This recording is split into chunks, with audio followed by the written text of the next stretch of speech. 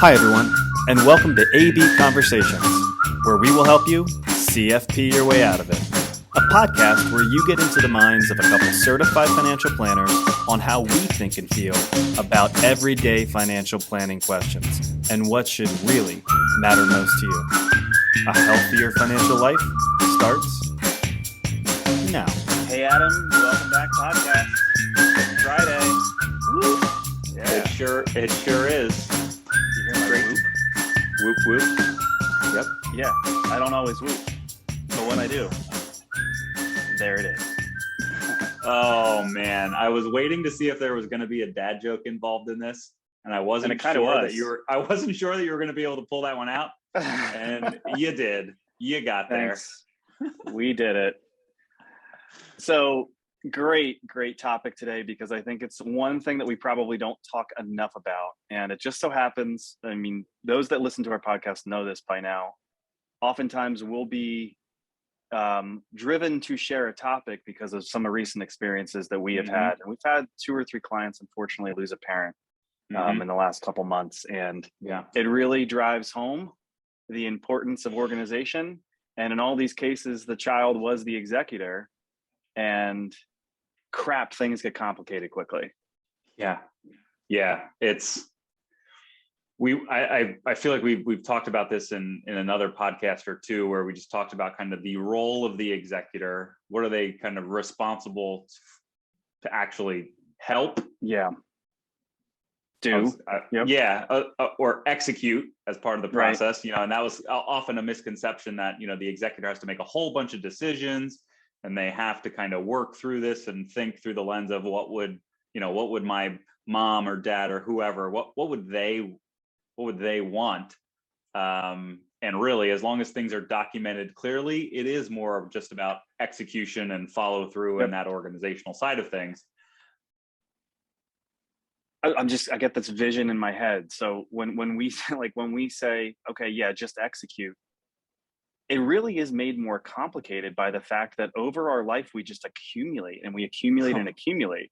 Yeah. And I don't liken it to your house. If you had to literally pack everything up after 90 years of accumulating things, it's not always easy. And the volume of things can be what makes it complicated. So even just this, hey, just follow this stuff. Right. 1, that implies that things are written down. Right. 2, that it was written down effectively. 3, that it's few things and not potentially lots of accounts, lots of properties, lots of people involved. Yeah. And that's where we see, I think, in these particular circumstances where we may be working with the child who may be, around retirement age, or they could already be retired, or we are seeing that 50, 60 years old. Fall to them. And that original, I don't know if it's the original generation, right? But the generation that is passing was more, I think, of the mindset of, I'm going to have an account here. I'm going to have an account there. I'm going to have this investment account with this institution. And the diversification was through statement and institution, not necessarily on the investment side of things, right? The different, individual security holdings. And that does add more complexity, because it's just more work. It's another institution you have to communicate to. It's more paperwork. It's yada, yada, yada. There's just a lot that goes into it. So when we talk about, potentially a more complicated estate or a complicated inheritance, that's definitely one of them, right? If there's just the quantity of work involved can definitely make things a little bit more complicated. We've seen recently, sometimes it's, properties, if there's multiple properties, or maybe properties that aren't even in the same state. So we've seen vacation, homes and properties just adds another layer of complexity that needs to kind of be factored in. Right, because your job as the executor really is now to start to dispose of these things. Right. And in our experience, right, when we're involved in that, when we are holding the account for a client that has passed away, sure, it can be as simple as, we had a beneficiary designation, there's a death certificate, we're going to open the account for the year, and boom, things are ready to go. Not so simple when you have a property. Maybe it is a complicated property. Now there needs to be upkeep while you're getting ready to sell it. Maybe there are certain things that need to be prepared to get it ready to sale. by the way, the home probably has expenses while you're getting ready to sell it. Yeah. Then you're going to need some sort of an appraisal because, by the way, that's what the estate tax return needs, the value Right. of these things. Right. Gosh, it just starts to feel overwhelming. So before you and I go any further, I Yeah. think let's frame this in a way of what are the things that you and I would recognize that we would want to kind of tell the executor ahead of time. And that can then maybe take two different forms in my mind. If you know you're the executor, these are Mhm. things that you want to kind of not be just prepared for, but maybe it sparks a conversation with your parents. And on the other end, if you are in that phase of life where you say, look, I recognize all these things could be problems. Maybe I had my own experience Yeah. with my parents. It's also going to sound like a list of here are the things to Yeah. kind of prepare your executor and your heirs for. So Yeah. I just kind of want to frame that up now that we've scared the crap out of anybody that could potentially be an executor. Yeah. Are people even still listening at this point? Now we just told them how awful Yeah. things can go. Put the pillow over your head. It kind of feels like the market right now. Yeah. Let's start with. Yeah. Go ahead. Go ahead. Yeah. Just Where do you gonna want to say start? liquidity. Yeah. So that's a huge one that is often, I guess, not necessarily thought through. And we say that from our standpoint of we often preach as much as you can, name a beneficiary on a financial account, for instance, or potentially bank accounts, but that's where that may get a little tricky because then that supersedes the will, right? If you have somebody named as a beneficiary on an IRA, for example, that's the process right there. You deal directly with that institution, whoever the beneficiaries are. That all happens outside of the executor, happens outside of the process of the will. It's a pretty straightforward process. The issue sometimes is when you list beneficiaries on every single account or potentially even piece of property, there's nothing left that actually filters through to the estate cash-wise, right? It's that liquidity side that you mentioned it earlier. If there's upkeep on properties, expenses still need to get paid, the bills still exist, utility bills, whatever, things like that are still going to last for a few months. And if there's not cash in a bank account tied to the estate, that makes it it makes it impossible to be able to continue to pay those bills. And it just adds another layer now for the executor to try to figure out these bills still need to get paid. How are we going to go about doing that? Yeah, because on so well said, the checklist of things that need to happen, there's going to be those things that need to happen now versus soon or later. In the now, it is if we're having this podcast, everyone needs to have the will so that can start the process. But early in that process is literally going to the bank and establishing an estate account where things can start to flow through, bills can be paid. So you said that well, because the whole point of having liquidity is we need to get money into that thing. Yeah. Right. The expenses need to be paid, like you said, and we don't want to put somebody in a spot where, look, if there isn't liquidity to go into that account, are you going to start to pay some of those bills? I mean, we've seen that happen. You're going to get you should get reimbursed, of course, but talk about putting yourself in a tough spot. Yeah. And so we often look through the lens of anything that you can name a beneficiary on, any account that you can name a beneficiary on, again, doesn't then flow through to the will. It doesn't have to go through the probate process.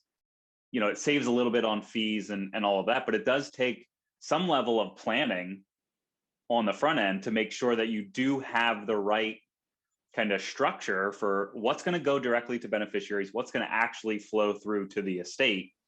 And then with how you have things documented in the will, that's what will then flow through to those heirs that are listed. Anything that goes to the estate. If you have accounts that have beneficiaries listed on them, that's not going to go to how you have things listed in the will. Yeah. So then I think the takeaway for me is to say, yes, I have a will and yes, I name beneficiaries is probably not the end of the conversation, right? There is a degree, I think, of annual maintenance of going, I made these specific bequests in my will that I want $50,000 going to the church. I want $100,000 going to this person, $100,000 going to this person. Let's put on top of that the fact that we know to manage your home may take a year, or the beach property. Mm-hmm. Actually do the calculation to go, if I pass away tomorrow, how much money needs to be in that estate account? Yeah. Like, it sounds very simple, but how many people actually do that? I couldn't tell you, but I think it's not a trick question. I don't know either. Is this a number? Should I guess? you and I both can make a reasonable assumption that not a lot of people do that. And it's made more complicated by the potential if there are just more things, right? If there's just more accounts, more properties, just more assets, right? It is, you talked about it earlier. We are looking often through the lens for us through the investment side, the financial account side. And people can certainly accumulate many different accounts over their lifetime. But you are spot on. It's the physical stuff that we hear from a lot of clients trying to help settle their parents' estates, that it's the quantity of physical items that becomes somewhat of a daunting task to try to clean up, clean out, and just dispose of through that process. So the more you can streamline that on the front end, the better. So I think that ties very well into the second point that I think we wanted to make around transparency and like openness. I think best case scenario is often where I'm still just going to keep on going with the scenario of mom and dad. Mom and dad are getting up there in age, and they want to really put their child or children in a good spot. Right. Is starting to liquidate some of your own things. If you've had the conversation and know that certain people may not want them, is that a good thing at the end of life? It is, because you're taking the onus to liquidate it in the way that you would see fit. And then it does flow through the way that you would want it to go. And you're not really leaving that to the executor to try to figure out. So I'll say, just first, tying off of your point, transparency to me kind of means having these conversations, even if they're a little uncomfortable, as you prepare these documents.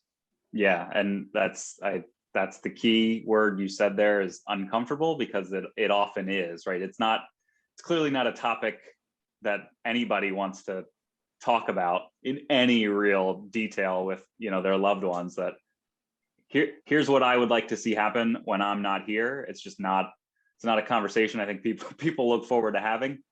But we know, and we've seen, and I think a lot of people do understand, that just getting on the same page and getting a little bit more perspective and context through conversation outside of the legal document can go a really long way to helping in that potential situation where something is just not clearly laid out in the will, for instance, but you've had the conversation, you kind of know what mom or dad's wishes really are, the big picture, that you at any point, if there is a decision that needs to be made and you're not just executing on the will itself, that you have that to kind of lean on to be able to help you make a decision where you're not just completely out on an island.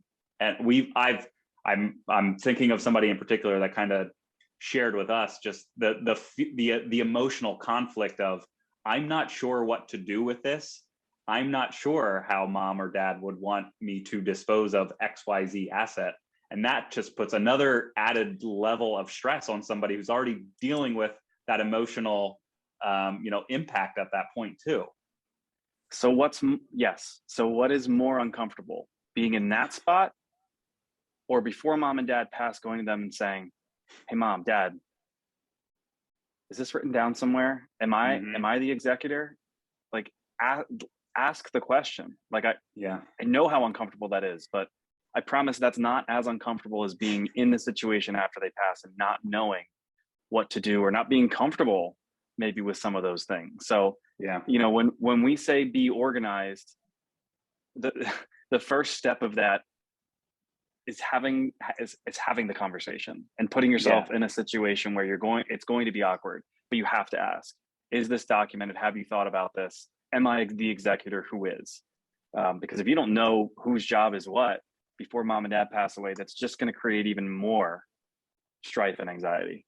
Yeah. So let's stick there for a second, because you said it. It's finding out who is even listed as the executor. And we've seen with when there are multiple children involved, sometimes the default is, well, we'll just name the oldest, because that's just well, for whatever reason, that's been the default. They may or may not be the most qualified of your children to execute the process. But we've also been seeing more and more where rather than pick any one child, I don't want to hurt anybody's feelings. Yep. So I'm going to name more than one, or I'm going to name everybody with the ability to make these decisions. And again, that can work in certain circumstances, but again, it just adds another layer of potential complication where now if you have multiple executors, then you need decisions to be unanimous, which may not happen if there is conflict or disagreement. And for anything that does need to be executed, it's paperwork, titles, tax returns, deeds, tax returns, everything. That Title all transfers. that all needs to be coordinated, and then every single person listed as executor needs to sign off on that. And God forbid you're not all local, and now you're dealing across state lines. You're just trying to communicate different time. Name the scenario. It adds another layer of potential complication. It slows down the process, and again, it just invites potential disagreements among siblings at an already difficult time. Which is why we bring this all up, and I'll go back to I think the way that can be best resolved on the front end is just through open communications. And if that means an attorney needs to be involved in the front end, or a trusted advisor like us on the front end, if we need to kind of step in and generate this conversation so it's not awkward between people, we'll do that. Yeah. Because when you think about knowing what the jobs are and who's going to be the executor, and knowing what the plan is, what are we really trying to do? It is avoid disputes and try to be efficient with the money, right? Yep. We've heard certain situations too where, okay, mom and dad they named the person that they should. And I'll give my opinion. There's three types of people in the world. There's problem finders, there's problem creators, and there's problem solvers. And those problem solvers are the doers. You want to find a doer for this job. There's my piece. But if you named one person and there are other siblings, how many times have you heard that, well, younger sibling, older sibling kind of got ticked off, they ransacked the house, right? I don't care what the will says. I wanted mom's ring. Yeah, I wanted dad's coin collection, whatever it is. Right. Yeah. Yeah. You don't want to, the communication on the front end can help set expectations, not only on who is going to do what job and what mom and dad want, but here's the process that is going to need to be followed by law. And that's something that I think can be a part of the conversation on the front end too. Yeah. Yeah. And it is that process. I mean, it's like many other things. There is a, speak to it. Yeah. There's a clear process when you go through an estate settlement. And I'm just trying to think here. We kind of talked about this in other iterations too. It's for the executor. I think it certainly feels like there's a lot of weight on their shoulders to deal with all of these different moving pieces and try to get that done in an efficient and timely manner. Yeah. If you're not the executor, but now that you are an heir of those proceeds, we've also often seen that it's, well, I don't have to do any work, but I know I have this XYZ. I have this dollar amount coming to me, and it's already spent before it ever hits their hand. Like it's burning a hole in their pocket before it even gets there. And just those potentially improper expectations on timeline. I think a lot of people do understand that, settling an estate is not a fast process. This is not something that happens, overnight. But the more complicated situations arise, that process can get drawn out to, certainly months, and potentially, beyond a year is not ideal, but it's not unheard of either. Yeah, you're dealing with other financial institutions. You're needing to shut off every bill, every piece of income. Even by the time you're ready to kind of like close the estate, now you're having to file certain things, and you need to get clearance that was accepted and kind of the taxes were paid and everything is done at the state level. All of this is supposed to happen. You said it before. Maybe the executor, I don't know what the average age is. That would have been cool to look up. Let's guess between 50 and 60. They probably still have a full-time job, right? So this is not something that just turns around very quickly. And I think you hit the nail on the head. What are we talking about? Disputes that come because an heir might be saying, why isn't this moving faster? I need to get to this money. We need to take care of this. I was the one that was going to buy out, my siblings on the beach property. What's happening? It takes good communication, but it takes time. It really does. Yeah. And so the other side of that, maybe taking that next step of the time, and you kind of talked about, that 50 to 60 or whatever the age time frame is, potentially prime working years to be able to now deal with, settling an estate can be difficult navigating on your own. And that's where we would say, certainly, when appropriate, lean on the professionals that can really give expertise and try to smooth out some of those potential hiccups. Obviously, I don't know. I was gonna say, I don't know how many people actually go through the process of settling an estate without an attorney. I'm guessing that's a huge minority. Right. But involving somebody like us, right, a financial planner or a financial advisor that can at least speak to some of the investment side of things, and then also potentially involving a tax preparer or a CPA, somebody like that can help work through the tax return, work through any of the tax impacts. Clearly, we're dangerous enough in a lot of those circumstances, but when it comes to the formality of filing the documents and the tax returns and any of the state processing side of things, it helps to have a team behind you that you can lean on for that expertise and experience that you may or may not have. Right. Yes. And I just think about, the role that we can or really should play when we know the full financial picture of somebody's life and we know how to communicate with other institutions and we've prepared checklists for how these things maybe should be handled and in what order. It's there to provide guidance and help. I know, like any professional situation, you have the attorney, you have the taxpayer, you have financial guidance. You may be paying for that help, but why do you do that? It may be to avoid errors and the heirs. Errors. Don't make errors and avoid having to discuss things with the heirs. At the same time, again, it's money, it's time, it's potential liability. So the whole moral of the story here, it really is about kind of preparing on the front end with organization and being clear about expectations and making sure that everybody's kind of on the same page. And it makes things go so much smoother when these things can happen on the front end, especially if you're one of those families that has a lot going on, right? Circling all the way back to our first comments, this gets more complicated the more stuff there is involved. Yep. So if we can certainly, you touched on it earlier, we can certainly play that role on the front end if it's just helping steer that conversation to make sure kind of everything is kind of thrown out there and the important bits are kind of covered. And for those that are kind of put in the shoes of executing after someone's passing, executing the will after somebody's passing, certainly lean on us, lean on other professionals to help guide you through that process. I think my last piece of advice would be if you think you may be in that situation where you're going to be the executor, ask the question. Just put it out there. Hey, is this something you've thought about? Is this something you've taken care of? Is this something I can help with? Because better to help on the front end than be put in that spot on the back end and not have things prepped. Yep. Well said. All right. Thank you for your guidance as always, good sir. Thank you. We'll see you next time around. Sounds great. Here's the weekend. Whoop, whoop. See ya. Bye.